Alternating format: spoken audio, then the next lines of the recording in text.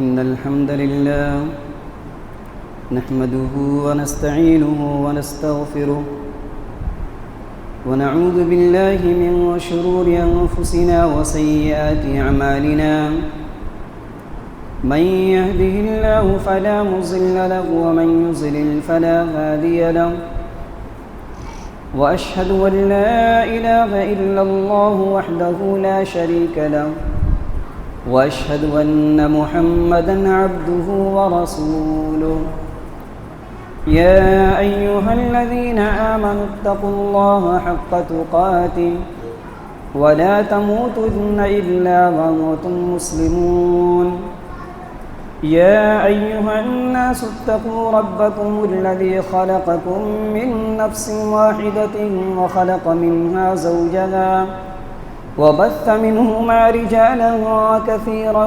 ونساء واتقوا الله الذي تساءلون به والأرحام إن الله كان عليكم رقيبا يا أيها الذين آمنوا اتقوا الله وقولوا قولا سديدا يصلح لكم أعمالكم ويغفر لكم ذنوبكم ومن يطع الله ورسوله فقد فاز فوزا عظيما أما بعد فإن أصدق الحديث كتاب الله وخير الهدي هدي محمد صلى الله عليه وسلم وشر الأمور محدثاتها وكل محدثة بدعة وكل بدعة ضلالة وكل ضلالة في النار فأعوذ بالله السميع العليم من الشيطان الرجيم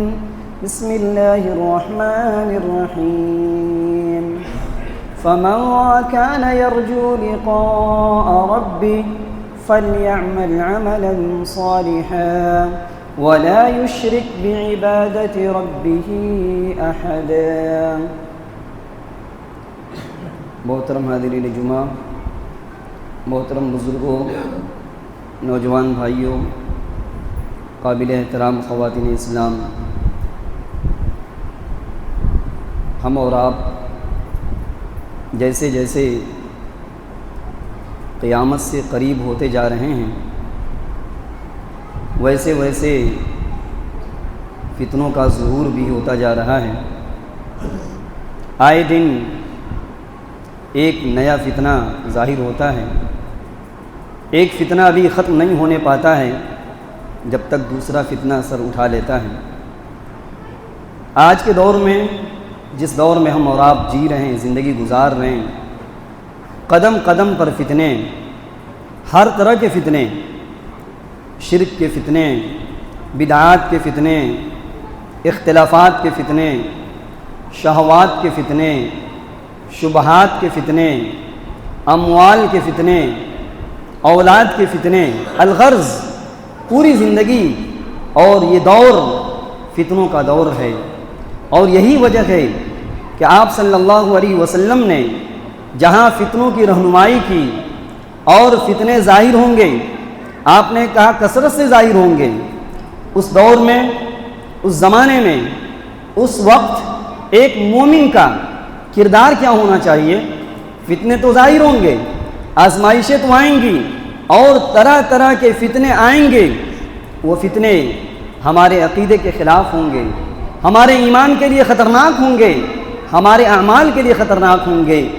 آپ صلی اللہ علیہ وسلم نے فتنوں سے بچنے کے لیے اور فتنوں سے اپنے آپ کو بچانے کے لیے آپ نے جہاں بہت ساری تعلیمات دی، ان تعلیمات میں ایک بنیادی تعلیم آپ نے یہ دیا کہ اے میری امت کے لوگوں، فتنوں کے دور میں، برائی کے ماحول میں جہاں اپنے آپ کو برائیوں سے بچانا، ان فتنوں سے بچانا، وہیں پر فتنوں کے دور میں نیک اعمال کرنے میں جلدی کرنا، نیکیوں کو جمع کرنے میں، اچھے اچھے کام کرنے میں سستی کے بجائے اپنی چستی اور پھرتی کا اظہار کرنا۔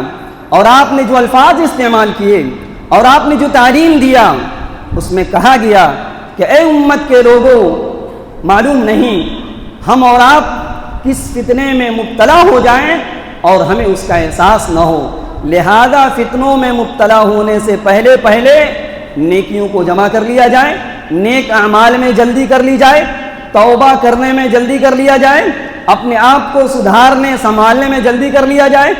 آپ نے کیا کہا تھا؟ آپ نے ایک موقع پر، وہ روایت ہم اور آپ بار بار سنتے ہیں، کبھی غور کر کے دیکھیے، کبھی اس پر ذرا رک کر دیکھیے، آپ نے کیوں یہ بات کہی تھی کہ فتنے بہت زیادہ ہوں گے، لیکن ان فتنوں کے دور میں ہم کو کرنا کیا ہے؟ آپ نے کیا کہا تھا؟ عن ابی ہریرہ رضی اللہ عنہ ان رسول اللہ صلی اللہ علیہ وسلم قال بادروا بالاعمال فتنا كقطع الليل المظلم يصبح الرجل مؤمنا ويمسي كافرا او يمسي مؤمنا ويصبح كافرا يبيع دينه بعرض من الدنيا رواہ مسلم فی کتاب الایمان۔ عجیب بات تو یہ ہے کہ امام مسلم رحمۃ اللہ علیہ جیسے محدث اس روایت کو کتاب الایمان کے اندر نقل کر رہے ہیں، گویا کہ اس حدیث کا اور اس حدیث میں جو باتیں بیان کی گئی ہے ڈائریکٹ اس کا تعلق ایمان سے ہے۔ آپ نے کیا کہا؟ حضرت ابو ہریرہ فرماتے ہیں کہ نبی کریم صلی اللہ علیہ وسلم نے ارشاد فرمایا بادروا بالاعمال فتنا، اے میری امت کے لوگوں نیک اعمال کرنے میں جلدی کرو، اپنے آپ کو سدھارنے میں سنبھالنے میں اور گناہوں سے توبہ کرنے میں، نیکیوں کو جمع کرنے میں جلدی کر لو۔ ان فتنوں کے آنے سے پہلے جو فتنے بالکل تاریک رات کے ٹکڑوں کے مانند ہوں گے، یعنی فتنے کثرت سے ہوں گے۔ جب انسان رات میں داخل ہوتا ہے، رات آتی ہے، صبح ختم ہو جاتی ہے، بالکل گپ اندھیرا چھا جاتا ہے، ویسے ہی آنے والے دور میں فتنے اتنے زیادہ ہوں گے انسان کو سمجھ میں نہیں آ پائے گا کہ یہ فتنے بھی ہیں۔ آپ نے کہا حالات اتنے خراب ہو جائیں گے، آدمی صبح کو مومن ہوگا، پوری رات اپنے ایمان کو بچایا ہوگا، صبح ہوتے ہوتے وہ کافر ہو جائے گا، اور ایک آدمی صبح جو ہے ایمان کی حالت میں کرے گا اور شام ہوتے ہوتے کافر ہو جائے گا۔ ایمان کی جو مدت ہوگی 24 گھنٹے بھی ایمان کو نہیں بچا پائے گا، 24 گھنٹے بھی اپنے ایمان کو نہیں بچا پائے گا۔ آپ نے کہا ایسے دور میں، ایسے ماحول میں، ایسے حالات میں اے امت کے لوگوں جلدی کر لو، نیکیوں کو جمع کر لو، اکٹھا کر لو، اور حالات اور بگڑتے چلے جائیں گے۔ بعض لوگوں کی حالت یہ ہوگی یبیع دینہ بعرض من الدنیا، ان کے نزدیک سب کچھ دنیا ہوگی، ان کے نزدیک سب کچھ دنیا ہوگی، اور ساری چیز دنیا کے سامان ہوں گے، دنیا کی دولت ہوگی، دنیا گزارنے کے جو وسائل ہو سکتے ہیں ان کے نزدیک وہی اہم چیز ہوگی۔ آپ نے کہا یبیع دینہ بعرض من الدنیا، بہت سارے لوگ اپنے دین کو بیچ ڈالیں گے، دین کو داؤ پر لگا دیں گے، دنیا کمانے کے چکر میں، دنیا کی چند ٹکے کی بنیاد پر، چند پیسے کی بنیاد پر انسان اپنے دین کو بیچ ڈالے گا۔ آپ نے کہا کہ لوگ دین کو بیچ دیں گے، صبح کو مومن ہوں گے، شام کو کافر ہو جائیں گے، اور شام کو مومن ہوں گے، صبح کو کافر ہو جائیں گے۔ ایسے حالات میں، ایسے دور میں آپ نے جو بات بیان فرمائی، کہا کہ ایسے دور میں، ایسے حالات میں میری امت کے لوگوں کی ذمہ داری ہے اور ہر شخص کی ذمہ داری ہے کہ نیکیوں کو جمع کرنے میں جلدی کرے، اپنی اصلاح کے بارے میں جلدی کرے۔ کیوں؟ اس لیے کہ یہی نیکیاں اللہ کے رحم و کرم کے بعد، اللہ کی مہربانی کے بعد، یہی نیکیاں ہمارے لیے نجات کا ذریعہ اور سبب بنیں گی۔ خطبہ مسنونہ کے بعد سورۃ الکہف کی آخری آیات کا ایک ٹکڑا آپ کے سامنے تلاوت کی گئی۔ اللہ تعالیٰ نے اس میں کیا بیان کیا؟ اللہ تعالیٰ نے کہا فَمَنْ كَانَ يَرْجُو لِقَاءَ رَبِّهِ فَلْيَعْمَلْ عَمَلًا صَالِحًا، تو جو شخص اپنے رب سے ملاقات کی امید رکھتا ہے، جس شخص کو یہ امید ہے، جو شخص یہ چاہتا ہے کہ وہ اپنے رب سے ملاقات کرے، کیا کرے؟ بیٹھ جائے گھر کے اندر، بند ہو جائے، نیکیوں سے دور ہو جائے، اللہ سے غافل ہو جائے اور اپنے انجام سے غافل ہو جائے؟ نہیں، فَلْيَعْمَلْ عَمَلًا صَالِحًا، اس کو چاہیے کہ وہ نیک اعمال کرے اور اللہ کے ساتھ، اپنے رب کے ساتھ کسی کو شریک نہ ٹھہرائے۔ اس آیت میں غور کریں گے تو انسان کے اعمال کی قبولیت کی دو بنیادی شرائط بیان کیے گئے. انسان کوئی کام کرتا ہے، کوئی بھی اچھا کام، کوئی بھی خیر کا کام، نماز ہو، روزے ہو، حج ہو، زکوٰۃ ہو، صدقہ و خیرات ہو، ماں باپ کی اطاعت و فرما برداری ہو، صلہ رحمی ہو، رشتے ناطے جوڑنا ہو، دوسروں کے ساتھ خیر خواہی کرنا ہو، کوئی بھی کام ہو، اگر ان کام میں، ان اعمال میں، ان نیکیوں میں اگر دو چیزیں نہیں پائی جائے بیک وقت، چاہے وہ نیکی پہاڑ کے برابر کیوں نہ ہو، وہ نیکی غیر معتبر ہے، وہ نیکی قبول نہیں کی جائے گی. پہلی اور بنیادی شرط، آپ کوئی کام کرنے جا رہے ہیں، اس کام میں اخلاص ہونا چاہیے. آپ کس کے لیے کر رہے ہیں؟ اگر رضائے الہی ہے، اللہ کو راضی کرنا ہے، اچھی بات ہے. پہلی شرط کسی بھی نیکی کی قبولیت کے لیے وہ عمل خالص اللہ کے لیے انجام دیا جائے.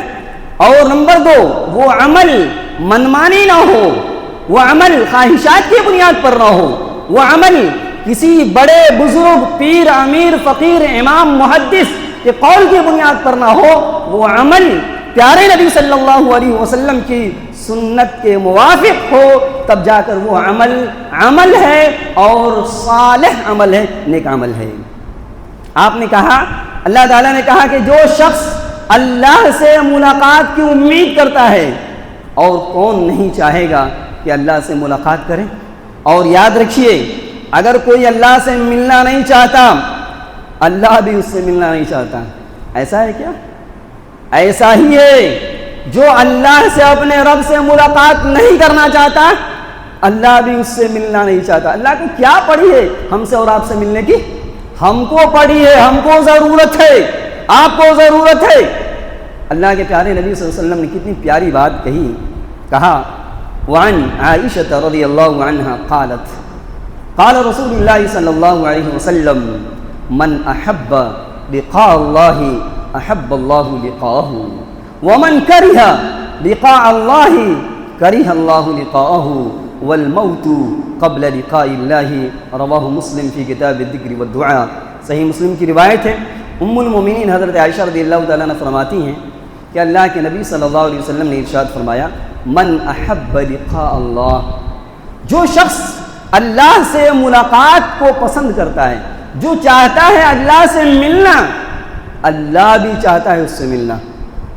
جو آدمی اللہ سے ملاقات کو پسند کرتا ہے، اللہ بھی پسند کرتا ہے کہ میں اس بندے سے ملوں. اور جو اللہ سے ملنا نہیں چاہتا، اللہ بھی اس سے ملنا نہیں چاہتا. یعنی جو شخص ناپسند کرتا ہے کہ وہ اللہ سے ملے، اللہ بھی ناپسند کرتا ہے کہ اس سے نہ ملے. اور والموت قبل لقاء اللہ، اللہ سے ملاقات یہ بات کی چیز ہے، اس سے پہلے موت ہے، پہلے مرنا ہے، اس کے بعد اللہ سے ملاقات ہے. تعلیم یہ دیا گیا اور سبق یہ دیا گیا کہ ایک بندہ اگر اللہ سے ملنا چاہتا ہے، ضروری ہے کہ اس کے نامہ اعمال میں نیکیاں ہوں، اچھے کام ہوں، تب جا کر اللہ تبارک و تعالیٰ سے ایسا ہی شخص چاہے گا کہ میں ملوں. اگر زندگی نیکیوں سے خالی ہے، رب کو ہم کیا منہ دکھائیں گے؟ ہم رب سے ملنا چاہیں گے؟ یقیناً نہیں چاہیں گے. اس لیے کہ ہمارے نام اعمال میں اگر نیکیاں نہیں ہوں گی، اور کتنے خوش نصیب ہیں وہ انسان اور وہ لوگ، وہ مرد اور وہ خواتین جن کی زندگی میں نیک اعمال ہے، وہ یقیناً اپنے رب سے ملنا چاہیں گے اور چاہیں گے. اچھا، انسان بسا اوقات نیکیوں کو انجام دیتا ہے، زندگی میں کبھی سستی غالب آ جاتی ہے، لاپرواہی آ جاتی ہے، تو شریعت یہ دعوت دیتی ہے کہ اے اللہ کے بندو، نیک اعمال ہی کی بنیاد پر تمہارا نجات منحصر ہے اللہ کے فضل و کرم کے بعد. کہا کہ جو آدمی نیک اعمال کرتا ہے، اچھے کام ہم زندگی میں کرتے ہیں، شریعت کے مطابق کرتے ہیں، اس کے بہت سارے فائدے ہیں، بہت سارے فائدے ہیں. اور فوائد کو جاننا ضروری ہے تاکہ ہم نیکیوں میں آگے بڑھیں. انسان آج کے دور میں جو مادیت کا دور ہے، جو ظاہری چیزیں ہم کو دکھائی دیتی ہے، دولت ہے، زمین و جائیداد ہے، یہ چیزیں ہمیں دکھلائی دیتی ہے، ہم اس میں دلچسپی لیتے ہیں، ہم دلچسپی لیتے ہیں اور جذبات کے ساتھ کام کرتے ہیں.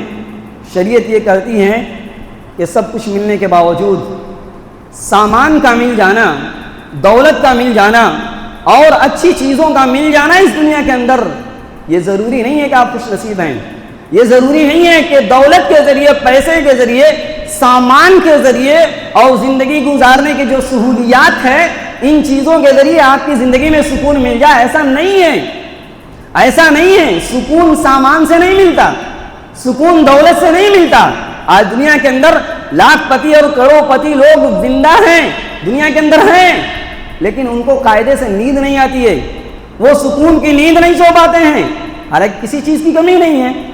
اللہ دعوت دے رہا ہے ایمان والے کو، مردوں کو بھی دعوت دیا، عورتوں کو بھی دعوت دیا. سورہ نحل کی آیت نمبر 97 پڑھیے. اللہ اس میں کیا دعوت دیا؟ کہا من عمل صالحا من ذکر او انثى وهو مؤمن. جو شخص نیک عمل کرے، اچھا کام کرے، شریعت کے مطابق کام کرے، کیا مرد ہو کیا عورت ہو، کوئی ہو، مرد ہو یا عورت ہو، شرط یہ ہے کہ ایمان والا ہو. فَلَنُحْيِيَنَّهُ حَيَاةً طَيِّبَةً. ہم اسے اچھی زندگی دیں گے، بہترین زندگی دیں گے، پرسکون زندگی دیں گے، سکون سے بھری ہوئی زندگی دیں گے، ٹینشن سے خالی زندگی دیں گے.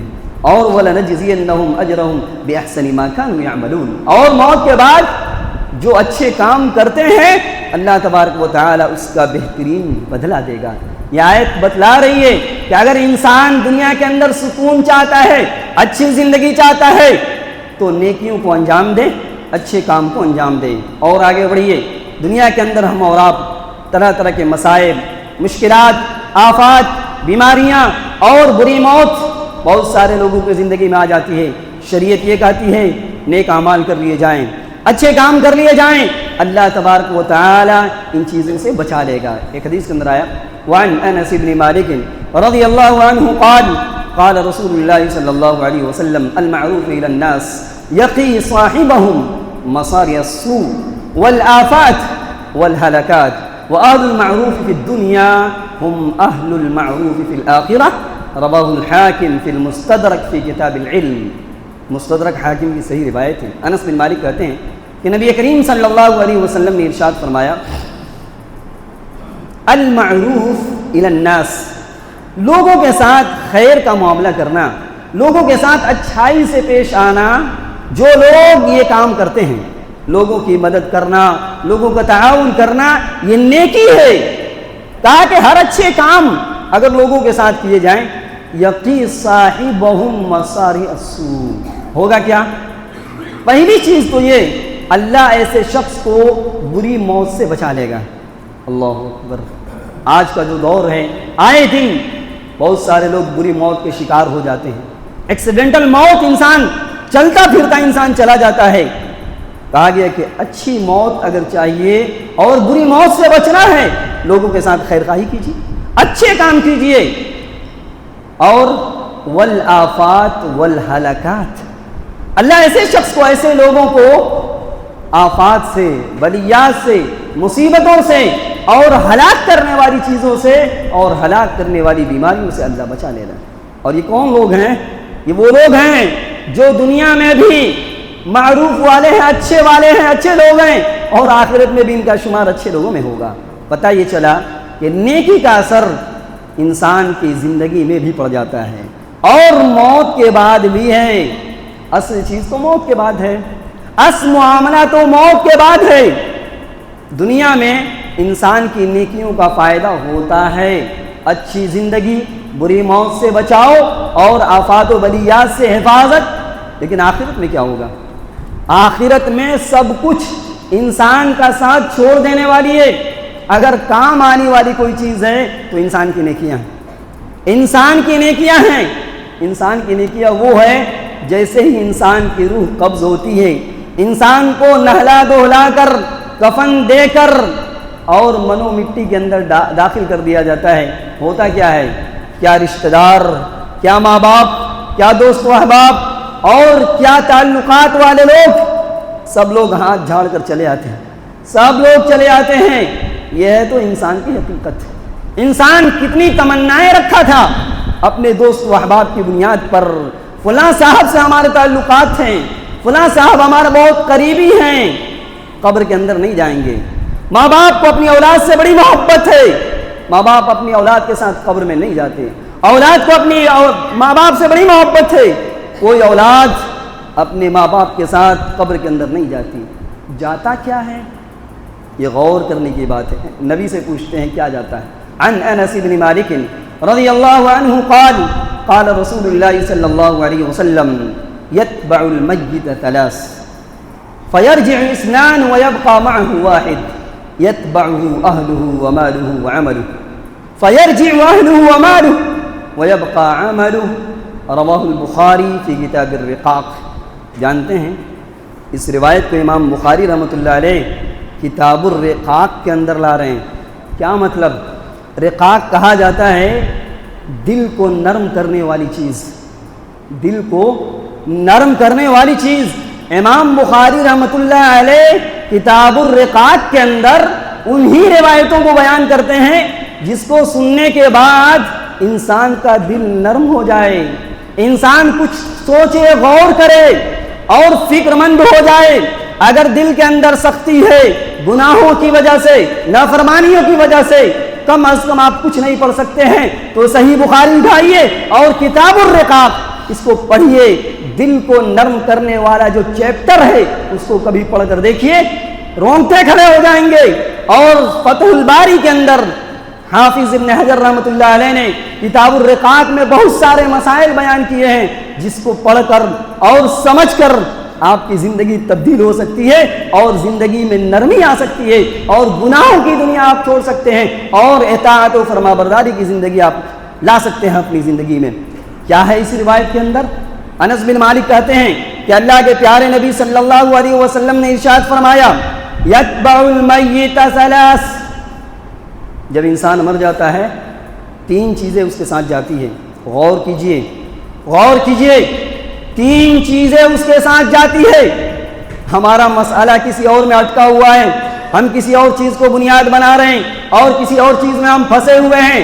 جس میں پھنسنا ہے, الجھنا ہے, جن کی فکر ہونی چاہیے ہم کتنا کر رہے ہیں. ہر آدمی اپنے گریبان میں جھانک کر دیکھے اور سینے اور دل پر ہاتھ رکھ کر دیکھے. مسئلہ ہمارا یہاں اٹکا ہوا ہے. ہونا کیا چاہیے, ہم کر کیا رہے ہیں؟ حدیث کہہ رہی ہے کہ تین چیزیں ساتھ جاتی ہے.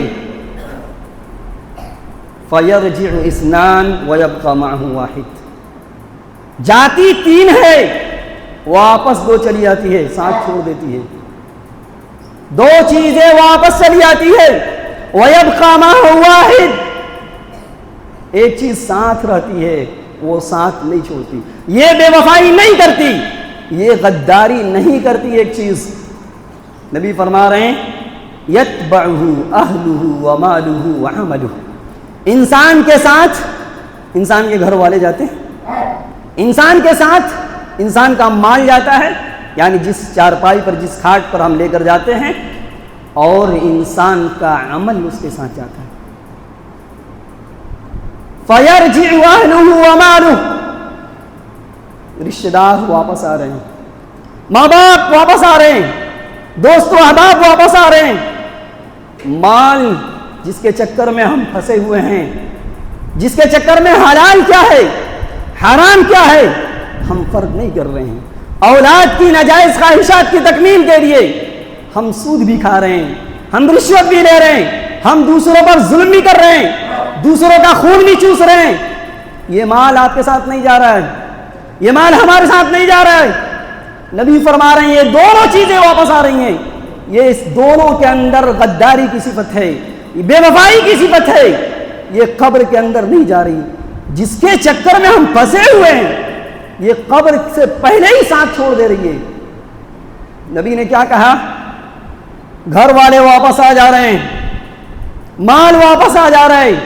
عرب زمانے میں غلام لوگ رکھا کرتے تھے. بادشاہ نے کہا کہ غلام واپس آ رہے ہیں, نوکر واپس آ رہے ہیں, دولت واپس آ رہا ہے, گھر والے ہاتھ جھاڑ کر آ رہے ہیں. اللہ ماشاء اللہ موت کے بعد آج کے دور میں چند دن لوگ یاد کر لیتے ہیں, اس کے بعد کوئی کسی کو نہیں پوچھتا. فلاں صاحب تھے, ہاں 1 مہینے ہوئے انتقال کر گئے, آپ نے کبھی یاد کیا؟ نہیں یاد کرتا ہے انسان, نہیں یاد کرتا ہے. وَيَبْقَى مَعَهُ عَمَلُهُ. اس کے ساتھ اس کا عمل رہتا ہے. آپ کسی سے بھی ترجمہ کرا لیجئے. وَيَبْقَى مَعَهُ وَاحِدٌ. ایک چیز اس کے ساتھ رہتی ہے اور وہی اس کا عمل ہے۔ پتہ یہ چلا قبر میں نجات پانے کے لیے اعمال ضروری ہے، نیکیاں ضروری ہے۔ اب ہم فیصلہ کریں، فتنوں کے دور میں، آزمائش کے دور میں قدم قدم پر برائیاں ہمارے سامنے ہیں، ایسے دور میں اعمال کی کتنی ضرورت ہے، ایسے دور میں نیکیوں کی کتنی ضرورت ہے، اچھی زندگی کے لیے نیکیوں کی کتنی ضرورت ہے، بری موت سے بچنے کے لیے نیکیوں کی کتنی ضرورت ہے۔ آفات، مصائب، بیماریاں میں ہم جوجھ رہے ہیں، ایسی چیزوں سے بچنے کے لیے ہمارے لیے اعمال کی کتنی اہمیت ہے۔ اور قبر میں نجات دلانے والی اگر کوئی چیز ہے تو یہی نیک اعمال ہے۔ اور آگے بڑھیے، ایک آخری بات، یہ قبر میں بھی ساتھ دے رہی ہے نیک عمل، اور حشر میں بھی یہی نیک عمل کام آئے گی۔ قیامت کے دن اللہ کی بارگاہ میں جب حساب و کتاب ہوگا، یہی عمل ہمارے اور آپ کے کام آئے گی۔ ہم سے اور آپ سے پوچھا جائے گا، ہم نے جانکاری حاصل کر لی، ہم جمعے کے خطبے میں حاضر ہوئے اور دروس میں حاضر ہوئے، دینی پروگرام میں حاضر ہوئے۔ اللہ جہاں 5 سوال کرے گا، اس میں ایک سوال ہوگا وَمَاذَا عَمِلَ فِيمَا عَلِمَ۔ اے اللہ کے بندو، دنیا کے اندر تم نے بہت کچھ علم حاصل کیا، آج ہمارے پاس معلومات کی کمی نہیں ہے، ہمارے پاس علم کی کمی نہیں ہے، ہم بہت جان رہے ہیں، عمل کی کمی ہے۔ اللہ پوچھے گا علم کے مطابق عمل کتنا کیے، عمل کتنا کیے۔ میرے بھائیوں، اس دور میں نیکیوں کی، بلکہ ہر دور میں نیکیوں کی اہمیت رہی ہے۔ اگر ہم اچھی زندگی چاہتے ہیں، اچھے کام کر لیں، مسائل سے، مشکلات سے بچنا چاہتے ہیں، اچھے کام کر لیں، اور قبر کے عذاب سے بچنا چاہتے ہیں، اچھے کام کر لیں، اور میدان محشر میں نجات پانا چاہ رہے ہیں، اچھے کام کر لیں۔ دعا کرنے سے پہلے ایک گزارش یہ ہے کہ اس سے پہلے بھی بارہا آپ سے اعلان ہوتا رہا ہے، اور الحمدللہ آپ اچھے تعداد میں اور اچھی تعداد میں مرد بھی اور خواتین بھی مساجد کے اور مدارس کے حوالے سے آپ کا تعاون رہا ہے۔ چھپرا ضلع کے اندر، سارن کے اندر جو ہے ایک مسجد کی بنیاد رکھی گئی ہے، اور مسجد تقریباً مکمل ہونے کو ہے، چھت کی ڈھلائی ہے، اور وہاں بالکل پسماندہ علاقہ ہے، اور جو ہے تعلیم سے کافی دور لوگ ہیں۔ ویڈیو میں نے دیکھا، اور ان لوگوں کی گزارش ہے کہ یہاں مسجد کی ضرورت ہے، اور الحمدللہ صحیح منہج والوں کی مسجد بن گئی ہے۔ لہذا آپ سے گزارش ہے کہ اس میں بڑھ چڑھ کر حصہ لیں، بڑھ چڑھ کر حصہ لیں، اور پوری تقریر آپ نے سنا نیک اعمال کے حوالے سے، نیک اعمال کے حوالے سے، اور مساجد اور مدارس کی تعمیر بھی یہ نیک اعمال میں سے، اور یہ ایسا عمل ہے جو صدقہ جاریہ ہے، موت کے بعد ہم دے کر چلے جائیں گے، جب تک مسجد رہے گی ثواب جاری رہے گا، ثواب جاری رہے گا، اور یہی ثواب ہمارے لیے نجات کا ذریعہ بھی بنے گا۔ اور الحمدللہ یہ بات بھی دیکھی جاتی ہے کہ ماشاءاللہ مرد حضرات بھی بڑھ چڑھ کر حصہ لیتے ہیں، اور خواتین بھی اس میں پیچھے نہیں ہیں، وہ بھی اچھی رقم دینی کام کے لیے وہ دیتی ہیں۔ تو اس سلسلے میں آپ سے ادباً گزارش ہے کہ موقع جب بھی ملے نیک کام کرنے کے لیے، تو اپنی زندگی میں کچھ ایسے کام ہم اور آپ کریں جو ہمارے لیے، آپ کے لیے یہ نجات کا ذریعہ بنے۔ وہاں سے کچھ لوگ آئے ہوئے ہیں، تو اس میں بڑھ چڑھ کر حصہ لیں، اور اس نیت سے لیں کہ اس کا فائدہ ہمیں دنیا میں بھی ہوگا، آخرت میں بھی ہوگا۔ ہم دعا کرتے ہیں کہ رب العالمین ہم سب کو نیک اعمال کی اہمیت کو سمجھنے کی توفیق نصیب فرما، اچھے کام جہاں بھی موقع ملے ہم سب کو انجام دینے کی توفیق نصیب فرما۔ قبر کے عذاب سے بچانے والی اگر کوئی چیز ہے تو نیک اعمال ہیں۔ رب العالمین ہم سب کو نیک اعمال کو انجام دینے کی توفیق نصیب فرما۔ رب العالمین اتوار کے دن اسی مسجد میں درس ہوتا ہے، ہم سب کو شرکت کی توفیق نصیب فرما۔ ہم میں جو بیمار ہیں اللہ تعالیٰ انہیں شفاء کاملہ و عاجلہ عطا فرما۔ ہم میں جو مقروض ہیں، قرض دار ہیں، اللہ تعالیٰ ان کے قرض کی ادائیگی کا راستہ آسان فرما۔ آمین۔ اللہم ارنا الحق حقا وارزقنا اتباعه وارنا الباطل باطلا وارزقنا اجتنابه ربنا آتنا في الدنيا حسنة وفي الآخرة حسنة وقنا عذاب النار وآخر دعوانا أن الحمد لله رب العالمين۔